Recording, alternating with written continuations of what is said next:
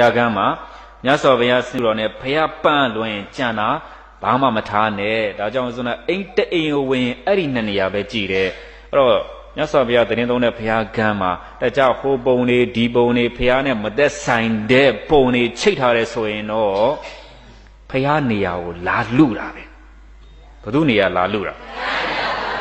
ဘုရားနေရာကိုသူတို့ကလူတာမဟုတ်ဘူးအသုံးမကျတဲ့လူတွေကလူပြီးထားတာအတူမရှိလို့ဘုရားတဲ့အတူမရှိလို့ဘုရားတဲ့ကိလေသာတွေကုန်သွားလို့ဘုရားတဲ့သိစရာမှန်သမျှကုန်သွားလို့ဘုရားတဲ့ဘုရားနဲ့အတူလည်းမရှိဘူးအတူလည်းမရှိဘူးကိလေသာလည်းကုန်သွားပြီသိစရာလည်းကုန်သွားပြီလေအဲ့တော့ဘုရားလိုကိလေသာလည်းမကင်သိစရာမှန်သမျှအကုန်ရှိသေးတဲ့ပုံကိုယ်တွေပေါ့ဗျာတခြားပုံတွေဆိုတော့ယောဂီတို့သိပါတယ်ကိလေသာအရှိတယ်သိစရာတွေလည်းသူတို့မှအများကြီးပဲမတူတာကိုသွားတူအောင်ထားတယ်တူလို့မရတာကိုသွားတုတ်ပြီးတော့ဘုရားကမ်းထဲမှာထားတယ်တချို့အဲ့ဘုရားကမ်းထဲမှာအရှုပ်ပွားရုပ်တွေမရှိဘူးလားရှိလားဒါကြောင့်အဲ့ဒီအိမ်တွေအစင်မပြေတာပေါ့ဗျဒါကြောင့်အဲ့ဒီအိမ်တွေအစင်မပြေတာကိုကတော့အစင်ပြေမလားဆိုပြီးတော့ဘုရားနဲ့သွားပြီးတရားနဲ့ထားတာလေတခန့်ထဲမှာအဲ့ဒီပုံတွေရောက်လာကနေမပြေလိုက်တဲ့အစင်